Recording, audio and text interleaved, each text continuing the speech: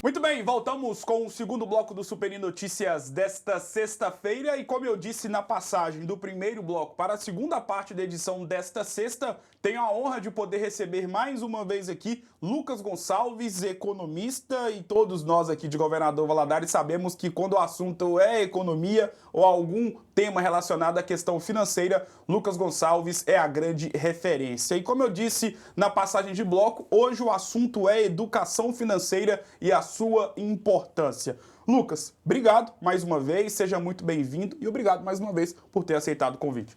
Eu que agradeço. Sempre é uma honra poder participar aqui, ainda mais falar de um tema tão importante como esse. Com certeza. E Lucas, eu já quero saber de você logo de cara. Pode parecer até uma pergunta clichê e meio que óbvia, mas qual que é a importância da educação financeira, principalmente por conta de que já existem alguns movimentos, e aí, claro, voltados para o governo federal, até mesmo o governo estadual de alguns estados do Brasil, relacionados à questão de implantar a educação financeira nas escolas, ou seja, incutir o pensamento de uma boa vida, de uma vida saudável financeiramente falando, desde o início. Qual que é a importância disso? Isso é extremamente importante, é salutar demais. Primeiro por algumas situações que são clássicas aqui no Brasil, né? A gente, em sua maioria, não se relaciona tão bem com o dinheiro. E quando a gente fala de relacionar tão bem com o dinheiro, é porque muitas vezes o dinheiro é um assunto que é tabu. Sim. Na mesa de grande parte das famílias brasileiras, né? E isso realmente não é culpa, né, dos nossos antecessores, né, das gerações anteriores das nossas famílias, porque realmente não é cultural. Existem países, por sua vez, que esse assunto é um assunto mais natural, sim, é um assunto que é debatido realmente dentro do ambiente familiar, dentro do ambiente com amigos. Aqui no Brasil isso por muitas vezes, às vezes é até ofensivo. Sim. Algumas famílias levam para o lado ofensivo, alguns cônjuges não gostam de revelar quanto que ganham para outros cônjuges. Isso é quase uma tradição aqui no Brasil. Sim. E não tem ninguém culpado por isso, né? Isso veio de longa data, mas claro, sempre que possível evoluir em qualquer área, claro, que seja, é maravilhoso. E então a importância é crítica, é fantástica, é maravilhosa. Exatamente, primeiro, por quê? Para ajudar o brasileiro a entender o que é o dinheiro e para que serve o dinheiro. Educação financeira está sendo tão repetido aí nos Sim. últimos anos, né, nessa última década principalmente. Tem muitos gurus, né, nessa área que cresceram bastante aí dentro do ambiente econômico e da parte da mídia também. Mas assim, nada mais é do que aprender, aprimorar técnicas para se relacionar melhor com o dinheiro. Por que isso é importante? Porque tem muita gente que sobrevaloriza o dinheiro, Sim. e tem muita gente que subvaloriza o dinheiro. Então, a importância de entender a educação financeira é exatamente o quê? Entender o valor exato que o dinheiro tem. Dar para ele o valor que ele tem. Sim. Nem sobrevalorizá-lo, nem subvalorizá-lo. Porque quando você sobrevaloriza, você acaba condicionando sua felicidade só quando você tem dinheiro. Por sua vez, quando você subvaloriza, você não dá valor para ele, né? O famoso dinheiro na mão é vendaval, mas aí você rapidamente fica sem ele e vê toda a dificuldade que é estar sem o dinheiro. Então, quando a gente pensa nisso, a gente está pensando exatamente em tudo, né? Naquele tripé, o como ganhar, o como gastar, Sim. o como investir. Então, entender essa educação financeira e quanto antes melhor. Então, esse movimento que algumas escolas já fazem, eu mesmo já tive a honra de participar, principalmente nas escolas particulares. Eu já participei algumas vezes, né, fazendo ali oficinas de educação financeira. Até recentemente, este ano mesmo, participei de uma. Então, assim, foi fantástico. As crianças, elas têm ali uma curiosidade sobre esse assunto e eu fico me imaginando, na idade delas, quando eu tinha a idade delas... Se você tivesse tido. Eu não tinha nem metade das preocupações que elas têm. Eles hoje já vêm engajados em uma série de áreas que eu, na minha época, só queria saber de brincar. Claro. E eles já estão preocupados com o meio ambiente, eles já estão preocupados com o tipo de produto que eles estão comprando, eles já estão preocupados com uma série de coisas, né, que eu, enquanto criança, não me preocupava. Então é fantástico. Essa geração que está vindo agora aí, tendo esse aporte econômico-financeiro, né, a nível didático ali, ó, recebendo esse conteúdo, vai ser fabuloso, porque eles talvez vão ser ali aqueles que realmente vão herdar muita coisa errada e vão ter que corrigir aquilo ali, né? Vão ser talvez ali os motores de uma mudança, né? E o mundo precisa disso, o Brasil mais do que nunca precisa disso.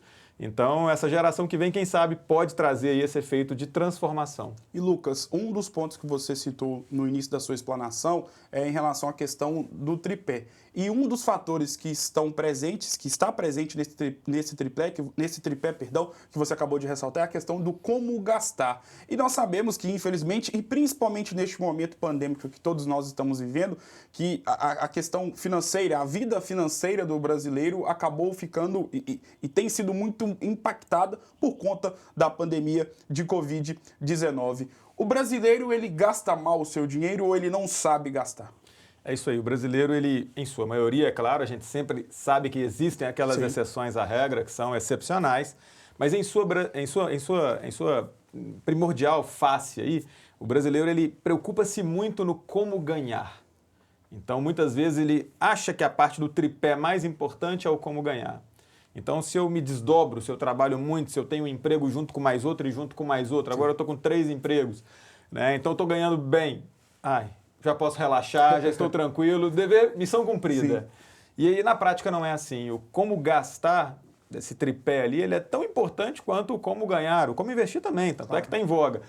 Mas se a gente fosse pensar dos 3 ali, o menos importante talvez ele está no como ganhar. Não que ele não seja importante. Sim, claro. Mas o modo como você gasta aquilo que você ganha, que é realmente decisivo. Né? Então, já vi ao longo desse período que já atuo nessa área econômica, né, casais ali de profissionais extremamente bem remunerados, tanto na área da saúde, na área de esfera federal, que por sua vez não tinham nada. Por outro lado, pessoas ali que já tinham uma humildade um pouco maior ali em valores recebidos, mas que conseguem ter uma vida boa e principalmente, né, acumular ali reservas para poder realizar sonhos, para poder depois se salvar de algum momento, de alguma intempérie que ocorra, algum imprevisto. Então, o como gastar ele é crucial, porque o como gastar ele está muito ligado a algumas coisas que nós nunca colocamos em prática.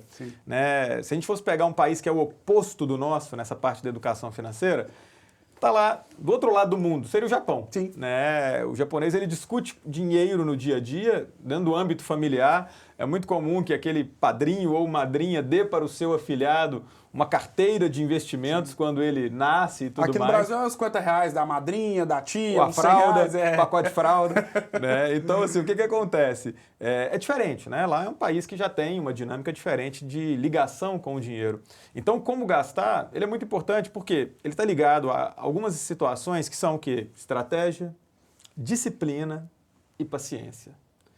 E aí, das 3, estratégia é o mais fácil, que é o quê? Bolar um planejamento, ter um plano, ter ali um orçamento doméstico. Pode ser no papel e caneta, como muita família usa mesmo. Claro. Pode ser numa planilha, claro, né? Já utilizando ali um computador, um tablet, um celular. Tem aplicativos que fazem isso pra gente de modo gratuito. A gente só coloca os valores e eles já calculam pra gente. Ficou muito fácil ter esse planejamento. Agora, planejar é lindo, é lindo. Você pega lá, meu planejamento está aqui.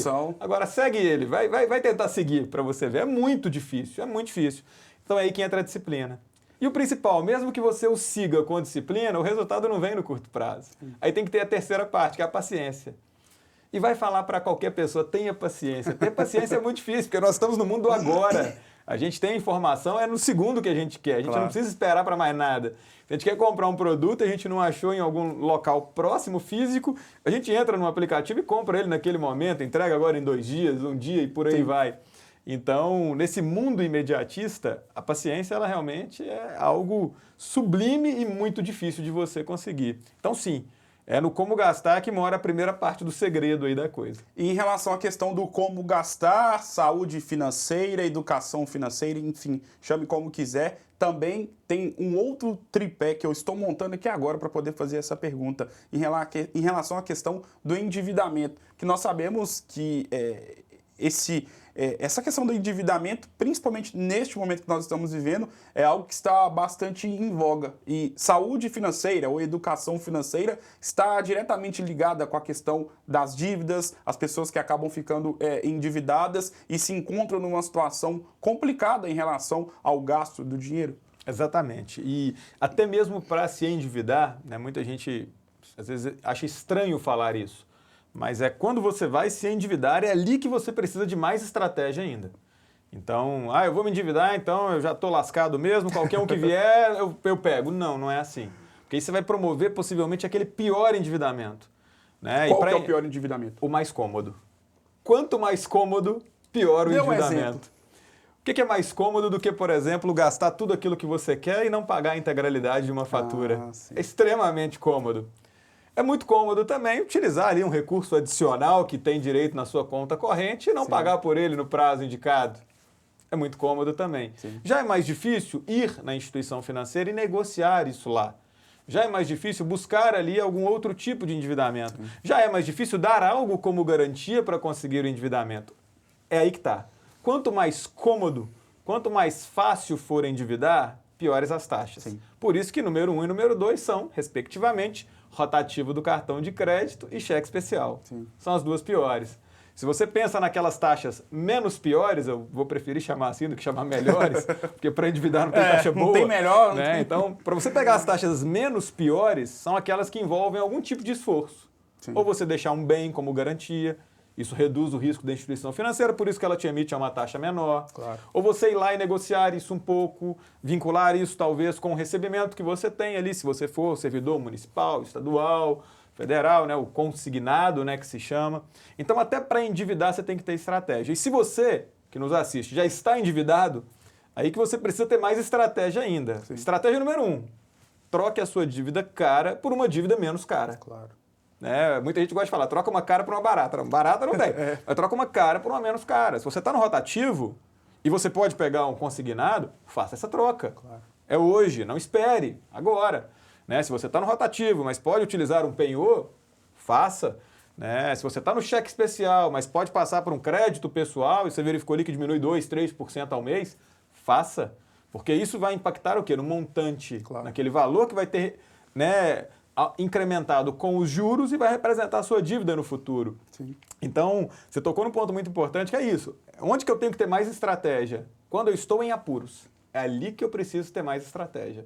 Quando eu estou em apuros, eu não posso negligenciar tudo e tomar a decisão ali mais ufanista, mais rápida e achando que é isso mesmo, eu já estou perdido, tanto faz. Não. Aí vai piorar drasticamente a sua situação financeira. E isso tudo que você falou serve tanto para a dívida pessoal, tanto para pessoas que são proprietárias, possuem algum tipo de empresa, seja um pequeno, micronegócio, ou tem uma certa diferença no saber administrar uma dívida? Tem uma diferença, sim. Existem linhas de crédito que são próprias para PJ. Sim. Então, PJ, a gente abre um leque um pouco maior.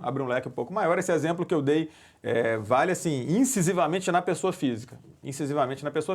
Mas na jurídica, aí sim, aí que a negociação ela pode trazer ainda mais benefícios. Sim. Porque existem instituições financeiras que são destinadas somente ao fomento de empresas. Então, a gente sai daquela esfera só do banco comercial, tem também o banco de fomento, o banco de desenvolvimento. Vai dar trabalho? Vai dar trabalho, porque muitas vezes você tem que montar um projeto aos moldes do projeto que aquela instituição financeira aceita. Mas lembra disso que eu falei. Não tem negociação. Né? A comodidade, ela é inversamente proporcional ali àquilo que você quer pegar como taxa. Né? Então, muito cômodo, taxa ruim. Incômodo, exige trabalho, exige montar um projeto, taxa boa. Sim. Você pega uma taxa menos pior. Né? Até eu mesmo usei o boa aqui, menos pior. Mas para PJ, sim, você consegue ainda mais benefícios e mais diferenças, porque muitas vezes endividar-se para uma PJ é até positivo. Pode parecer estranho falar isso, mas sim, muitas vezes ao tomar uma decisão dentro de uma PJ, às vezes é melhor você endividar de modo produtivo do que você zerar o seu caixa, por exemplo. Então, quando uma PJ vai comprar uma outra PJ, muitas vezes ela consegue uma linha de financiamento que é muito melhor ela usar do que zerar o caixa dela e ficar sem dinheiro. Vai que ocorre algum problema daqui 2, 3 meses. Então, para PJ o leque é ainda maior. Lucas, obrigado mais uma vez por essa aula sobre saúde financeira, sobre educação financeira, um assunto muito importante, né? O início, né? A ideia dessa conversa inicialmente era para a gente poder falar em relação à questão de como a saúde financeira, a educação financeira, ela é importante, principalmente pelo que a gente já falou aqui, por alguns movimentos que as escolas públicas ou até mesmo privadas já estão incutindo na cabeça dos seus respectivos alunos, da questão da educação financeira, sem até uma matéria, assim como tem matemática, português, enfim. Lucas, obrigado por essa aula de graça aqui sobre educação financeira e as portas, claro, estão mais do que abertas para você poder voltar mais vezes. Eu que agradeço, sempre é um prazer participar, ainda mais falar sobre temas tão importantes que podem estar ajudando, às vezes, diretamente aquela pessoa que já nos assiste. Obrigado mais uma vez, Lucas. A gente vai agora para o noticiário esportivo rapidamente. Futebol, essa praia, Cruzeiro, Atlético, Flamengo, quem? Flamengo, acertou. Flamengo, então ele tá feliz da vida. Pra gente poder finalizar a edição do Super Notícias desta sexta-feira, só lembrando, né, que o Cruzeiro entra em campo amanhã às 19 horas contra a equipe do Operário de Ponta Grossa. Cruzeiro que conseguiu finalmente, né, a primeira vitória no Campeonato Brasileiro da Série B contra a equipe da Ponte Preta, jogo disputado na última quarta-feira, e agora a equipe da Toca da Raposa que tem esse compromisso importante contra a equipe do Operário. Afinal de contas, o Operário é uma equipe que está fazendo parte ali do grupo dos 4 primeiros colocados do Campeonato Brasileiro da Série B. Ontem o América não conseguiu a primeira vitória na Série A, né? Acabou empatando em casa contra a equipe do Cuiabá e tem uma pedreira pela frente domingo, 11 horas da manhã. Nada mais, nada menos, o Palmeiras será o adversário do América, portanto a equipe mineira que já está numa situação muito complicada, mesmo ainda no início do Brasileirão da Série A. E o Atlético, né? O Galo que vem de uma vitória super importante, venceu a equipe do Internacional fora de casa e agora também se prepara para mais uma rodada do Campeonato Brasileiro da Série A. Galo que aos poucos vai colocando o seu nome na lista de prováveis candidatos, né? De um possível candidato ao título do principal torneio do nosso país. Eu vou ficando por aqui. Um grande abraço a todos vocês que me acompanharam durante toda esta semana e eu, claro, volto na próxima segunda-feira. Um excelente final de semana para todos vocês e eu volto na segunda. Até lá! Show.